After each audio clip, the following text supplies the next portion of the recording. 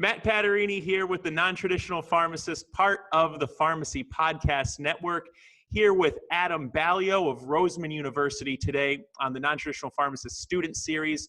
The Nontraditional Pharmacist Student Series is all about helping students discover all of the opportunities in pharmacy while helping them achieve their personal and professional goals. So Adam, thank you so much for taking the time today. Welcome to the Nontraditional Pharmacist. It's my pleasure. Thank you so much for having me on.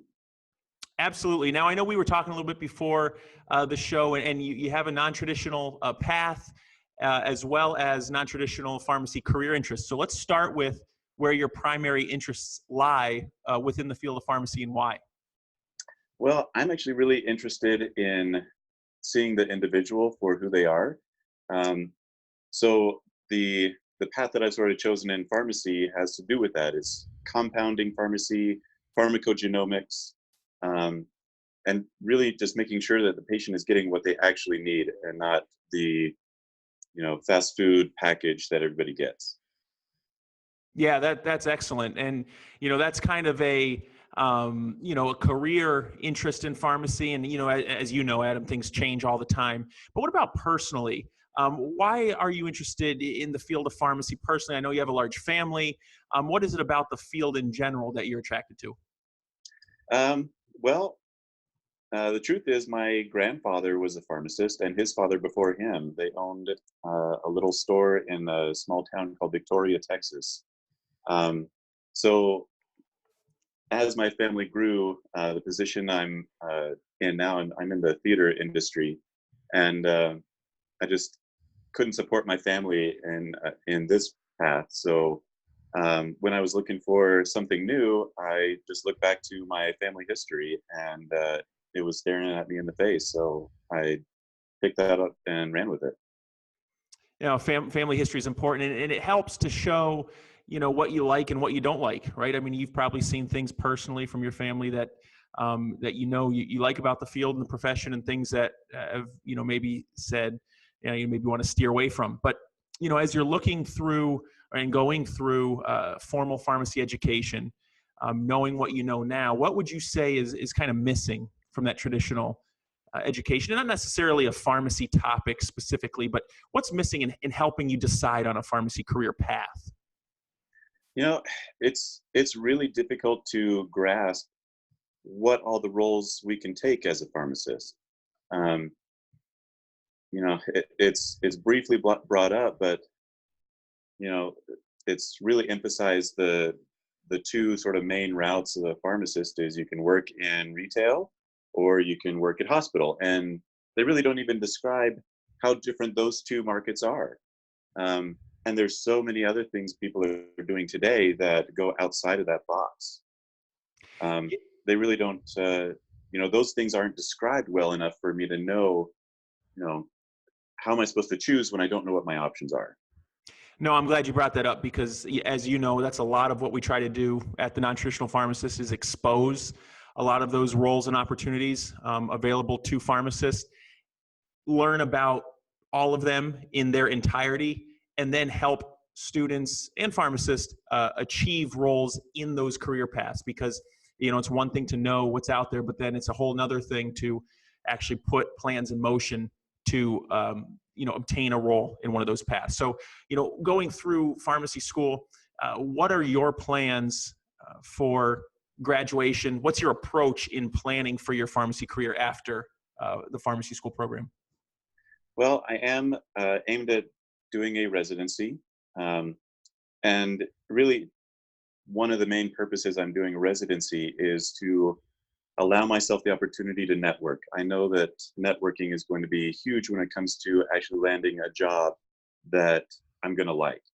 And on top of that, I started a blog. I'm talking with a couple other podcasters in the pharmacy community who are kind of coaching me through all of this. But I've started a blog, and I'm aiming at getting my own podcast off the ground, really just to build my own brand and develop that network. I was talking with Mike Corvino at Core Consult RX, And you know, back in 20 years ago, it was really important to go to a lot of the big meetings and try to find those people who are doing the research and writing the papers.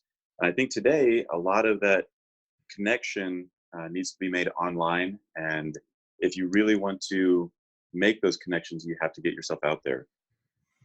So you've touched on two of the biggest core fundamental principles of the non-traditional pharmacist already now with exposure and seeing all the different roles that are out there, and also networking, because to find all of these different roles is one thing. Again, you have to know people in the right positions and make those connections to not only learn about the field itself, but have that either champion through the path to that role, or help you get the skill set that you'll need moving forward in that career path. So it's great to hear you mention some of those things.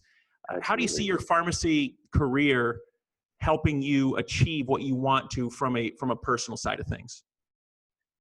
Well, and like I said, I'm very family focused, and what my goal is with my career is to be able to have a stable career with an environment that I can actually enjoy.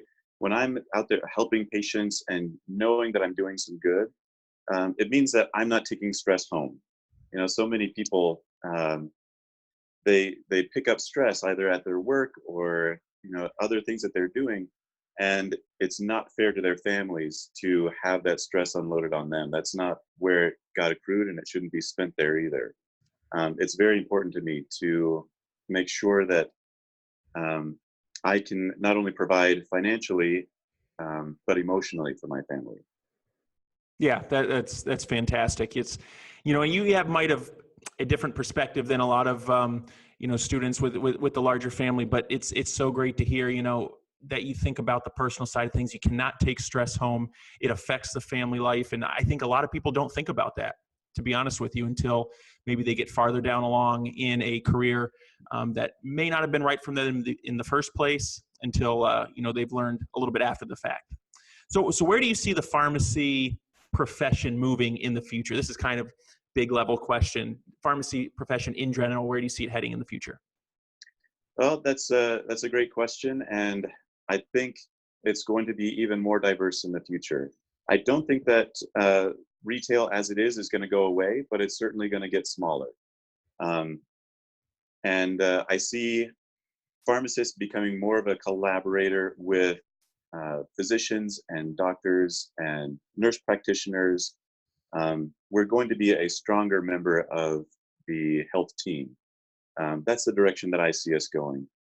We're also going to be filling in new niches, things that uh, even aren't being talked about today. I think people are going to find those nooks and crannies of the service arena that aren't being filled yet, and I think pharmacy is a perfect um, career to develop some of those things. Well said. It's going to continue to evolve. Who knows what the true future has in store for everyone. But Adam Baillio, thank you so much for taking the time today on the Non-Traditional Pharmacist. We certainly appreciate you taking the time out of your busy schedule. Everyone, please like, comment, and share this post with your pharmacy network. We look forward to seeing everyone next time on the Non-Traditional Pharmacist. Adam, thanks again for your time. We'll talk to everyone soon. My pleasure. Thank you so much.